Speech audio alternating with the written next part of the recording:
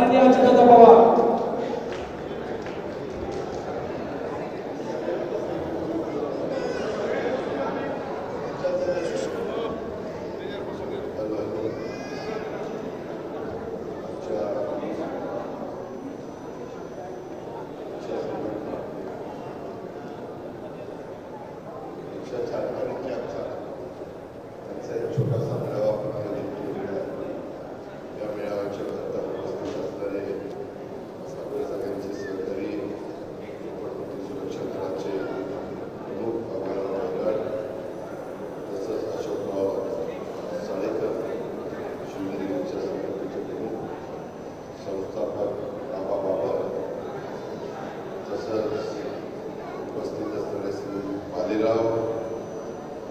शफीक पटेल, विलास खेमसे, अविनाश वाडेकर, सचिन वैराग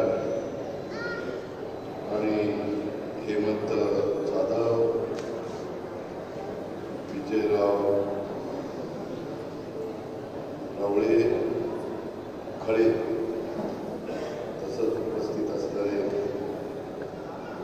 नितीन पवार, प्रकाश वाघमारे, सुभाष भोगरे, बाळासाहेब भोगरे, सुनील शेखर, बाबा जमलेले सर्व माझे बंधू भगिनी आणि माझ्या मित्रांनो, आज आता बोलत असताना अनेक मान्यवरांनी आपली भूमिका इथं मांडली. मी सुरुवातीलाच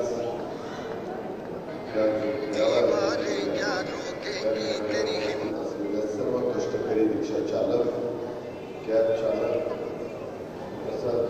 झोपडपट्टी सुरक्षा दल आणि इतर वेगवेगळ्या संघटना त्याचे सर्व मान्यवरांचं मी मनापासून स्वागत करतो.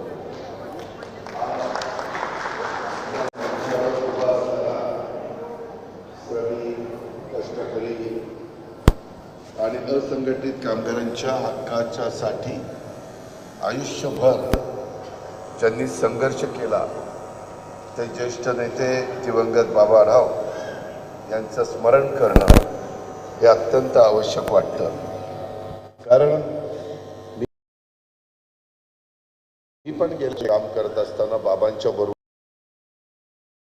अनेकदा मला बोलण्याची, प्रश्न जाणून घेण्याची संधी मिळाली, प्रश्न सोडवण्याची संधी मिळाली. त्यांची ती तडफ, त्याकरता असलेला एक जिद्द, एक आग्रह, एक त्याच्या चांगल्या पद्धतीनं कसं मदत करता येईल अशा प्रकारचा त्यांचा नेहमी प्रयत्न असायचा. ते खऱ्या अर्थाने कष्टकऱ्यांची ताकद होते. ज्यांचा आवाज कोणी ऐकत नाही, ज्यांचं दुःख कोणी समजून घेत नाही, अशा रिक्षा चालकांच्या सह असंघटित कामगारांचा आवाज बनण्याचं काम त्या आदरणीय स्वर्गीय वासी बाबा आढावांनी आयुष्यभर केलं. रिक्षा चालकांच्या सह आपल्या महाराष्ट्रातल्या कष्टकऱ्यांना न्याय मिळावा, त्यांचा समाजामध्ये सन्मान राखला जावा, त्यांचे प्रश्न शासन दरबारापर्यंत पोचले जावेत, यासाठी स्वर्गीय बाबा आढावांनी कधी रस्त्यावर उतरून आंदोलन केलं, कधी त्यांनी उपोषण तर अनेक केली, तर कधी थेट सत्तेला जाब विचारायला देखील त्यांनी मागं पुढं बघितलं नाही.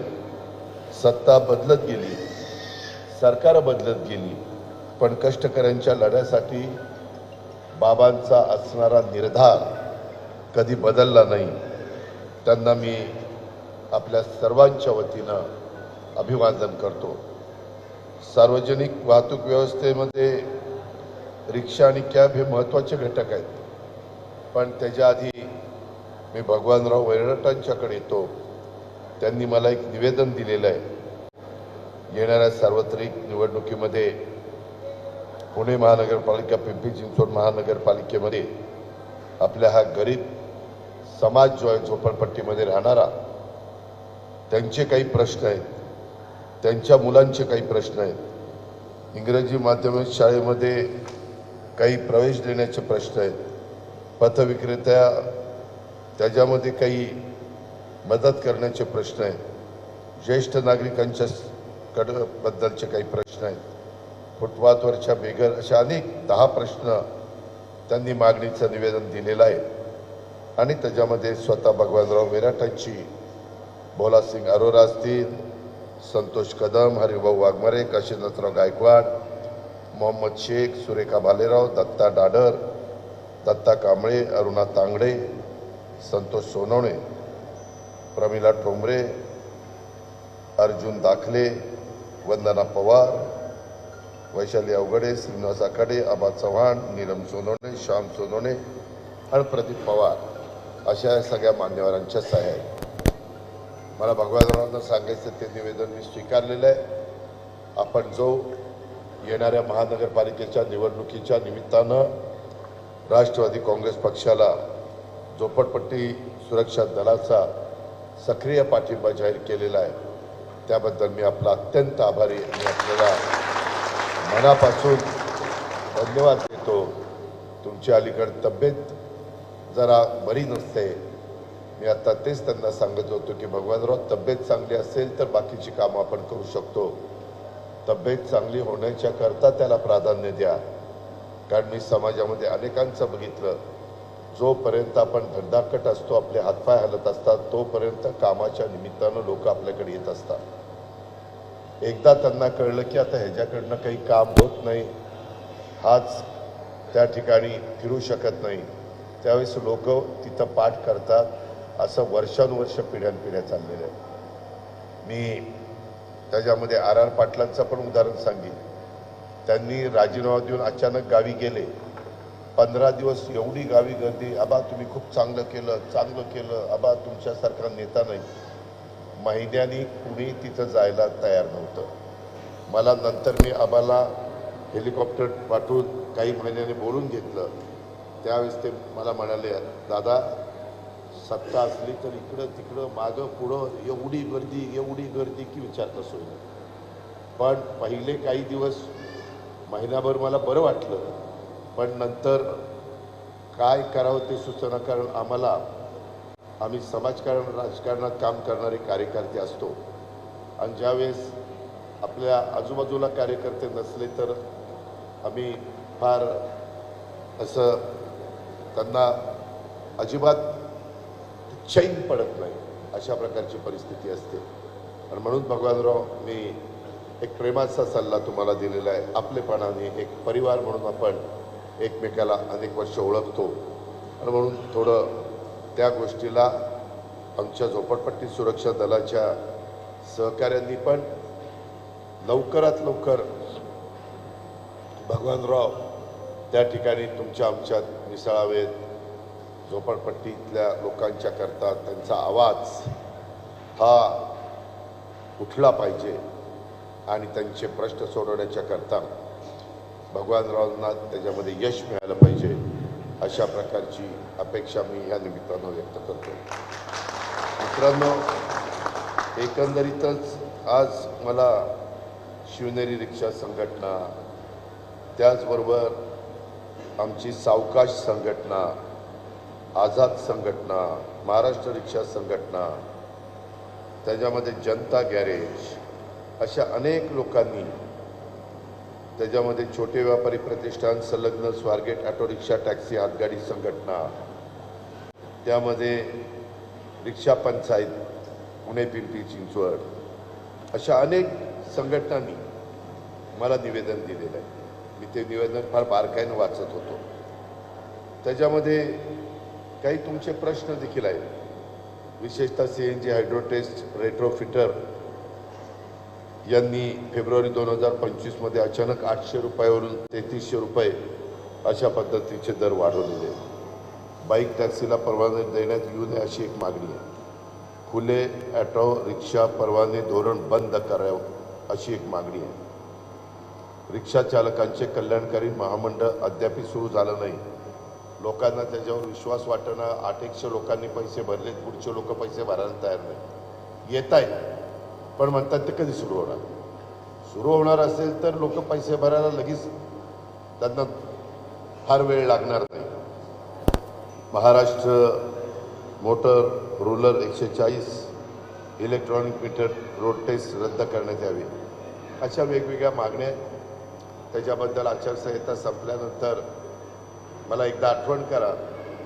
अशोकरावांना, आम्हाला आणि बाकीच्यांना सगळ्यांनाच मला सांगायचं आहे की तुम्ही आठवण करून मग मी परिवहन मंत्री, परिवहन सचिव, परिवहन आयुक्त, तुमचे काही मी असे आपण एकत्र बसू.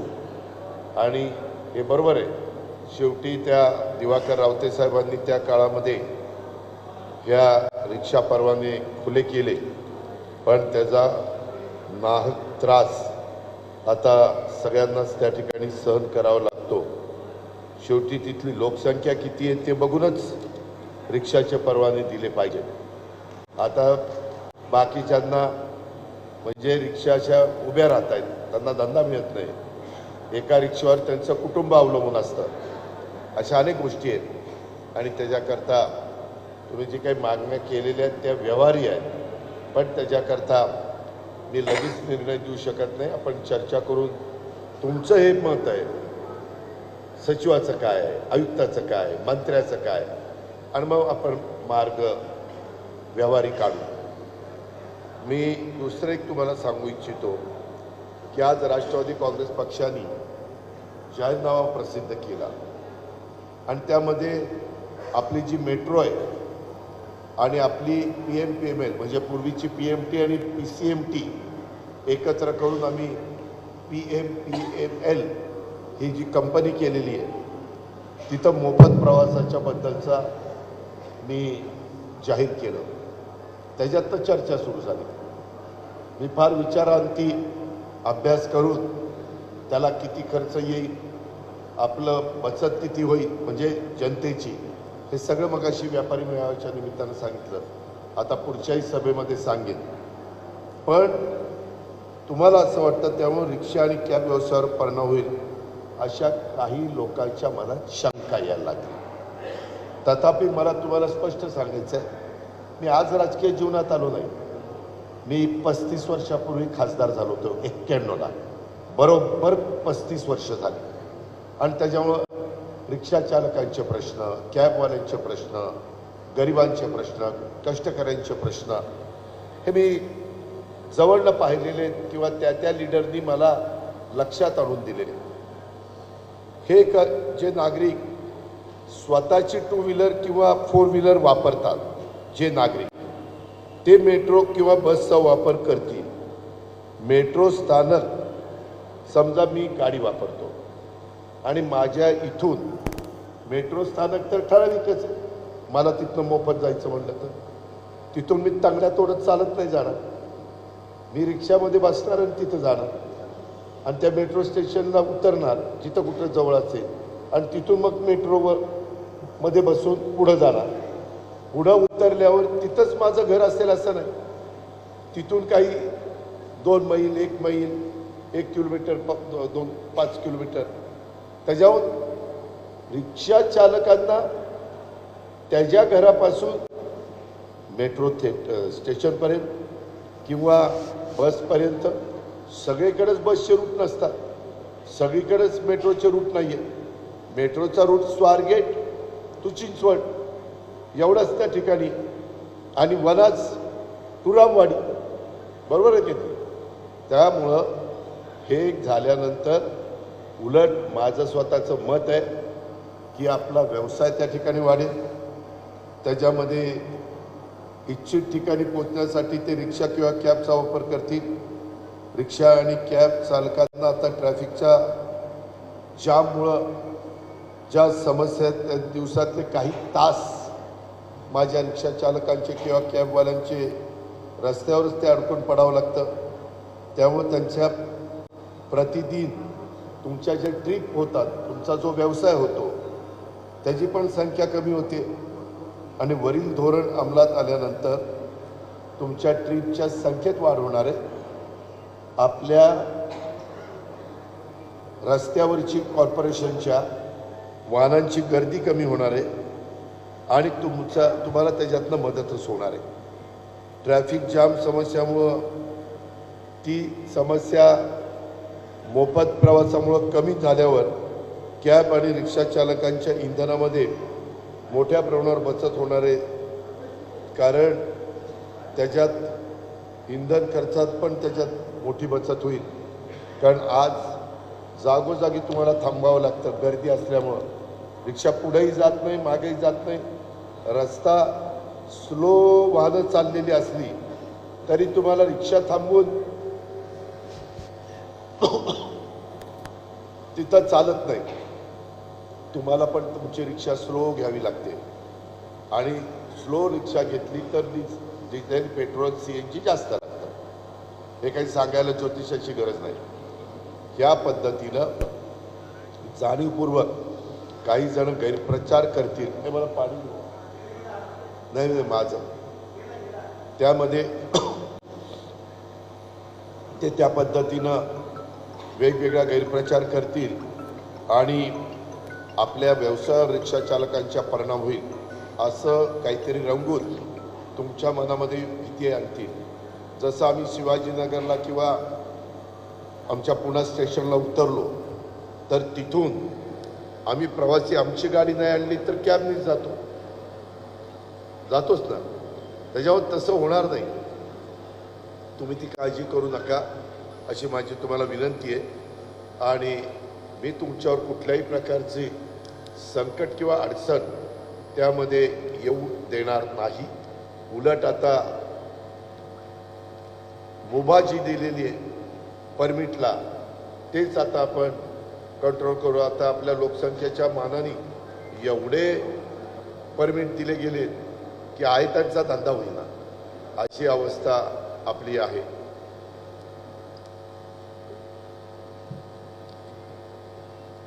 आणि त्याच्यामुळं तुम्ही जे काही निवेदन दिलेलं आहे आणि आत्ता आज जाहीरनाम्यात मी जे काही सांगितलेलं आहे त्याबद्दलचं कुठलीही शंका कुशंका आपण मनामध्ये ठेवू नका.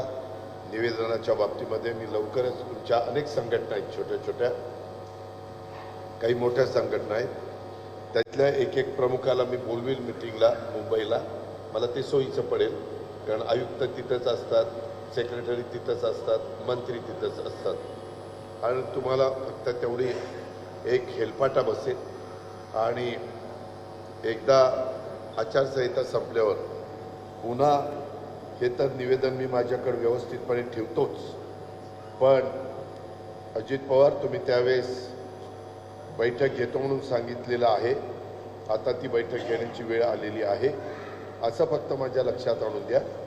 मी लगेचच त्या संदर्भामध्ये त्या सगळ्या निवडणुकीतनं मोकळा झालो की आपण बसू. पुढं जिल्हा परिषदेच्या निवडणुका झाल्यानंतर 3.5 वर्ष कुठल्या निवडणुका नाही. 3.5 वर्षांनी लोकसभा येईल. आता लोकसभा झाली, विधानसभा झाली, जिल्हा परिषद होईल, महानगरपालिका होईल 15 तारखेला आणि नगरपालिका होईल. त्याच्यामुळं आचारसंहिता येणाऱ्या कुठल्या निवडणुका राहणार नाही. राहिली तर एखाद्या सहकारी सोसायटीची, पण त्याला काय आचारसंहिता नसते. अशा पद्धतीनं आपण मित्रांनो पुढं जाण्याचं काम करू अशी माझी विनंती आहे. आज पुण्यातल्या समस्या सोडवण्याच्या करता एक अलार्म 5 काम, त्या 5 कामामध्ये दररोज पुणेकरांना कॉर्पोरेशनच्या नळाद्वारे पाणी दिलं जाईल. तिथं कुठेही टँकरने पाणी घेण्याची वेळ येऊन दिली जाणार नाही. दररोज पुन्हा झाडलोट स्वच्छ करून जेवढी झाडलोटी करता लोक लागतात तेवढे घेऊन काही ठिकाणी मशिनरीचा वापर करून आज कचऱ्याचे काही ठिकाणी समस्या झालेल्या आहेत त्या आम्ही दूर करू. तिसरं हे मोफत आम्ही जाण्याची आणि यायची व्यवस्था केली तर प्रदूषण कमी होईल. कारण मेट्रोने जाणारा इलेक्ट्रिकवर मेट्रो चालते त्याच्यावर तिथं प्रदूषण होत नाही. CNG किंवा व्हेकल चालताना पण प्रदूषण तसं बघितलं तर जास्त होत नाही. आणि संख्या स्वतःच्या वाहनांची रोडवर खूप कमी होईल. त्याचा फायदा पुणेकर जगामध्ये 4थ्या क्रमांकावर ह्या प्रदूषित शहर म्हणून आपली जी गणना झालेली आहे त्याच्यातनं आपल्या पुणेकरांना रिलीफ मिळेल. नाहीतर आपलं सगळ्यांचं आरोग्य धोक्यात आहे. आपल्याला आजार बरेचसे जडलेले आहेत. त्याच्यामुळं औषध पाण्याचा खर्च वाढलेला आहे, दवाखान्याचा खर्च वाढलेला आहे. तुम्ही तुलना करा. काही जुन्या लोकांनी आठवा की 30-40 वर्षापूर्वी आजाराचं प्रमाण किती होतं आणि आता आजाराचं प्रमाण किती आहे. ती पूर्वी तर करोना प्रकारच नव्हता. त्या करोनाने तर काय वाट लावली तुम्ही बघितलेलं. असे नवीन आजार आणि नवीन समस्या ह्या उद्भवत आहेत. कारण मी मगाशी सांगितलं, धूळ आणि जे काही पेट्रोल डिझेलच्या वाहनांच्या मध्ये इंजिनाद्वारे जो धूर निघतो त्याच्यात सगळ्यात जास्त प्रदूषण. आणि हे फटाके वाजवतात त्याच्यात तर सगळ्यात जास्त प्रदूषण. अक्षरशः काही लोकांचे घसे बसतात, श्वासोश्वास घ्यायला त्रास होतो. म्हणून आपण मुलांना सांगतोय की आता फटाके उडू नका. पूर्वीसारखं दिवाळीमध्ये तुमच्या माझ्या पुणे शहरामध्ये फटाके उडत नाही. ज्यांचे फटाक्याचे स्टॉल आहेत ते सांगतात दादा पूर्वीसारखा धंदा होत नाही. म्हणजे पुणेकरांना नीट समजून सांगितल्यानंतर पुणेकर त्याला प्रतिसाद देतात. आणि म्हणून प्रदूषण मुक्त हे आपलं शहर आपल्याला करायचं आहे. पुन्हा पुणेकरांचे गतवैभव, पूर्वीचे दिवस हे आपल्याला आणायचे. ते काम आम्ही करू याबद्दलची ग्वाही मी आपल्याला सगळ्यांना देतो. आज आपण इथं आला. माझ्या पिंक रिक्षाच्या बहिणी पण इथं आलेल्या दिसत आहेत, त्या पण इथं आल्या.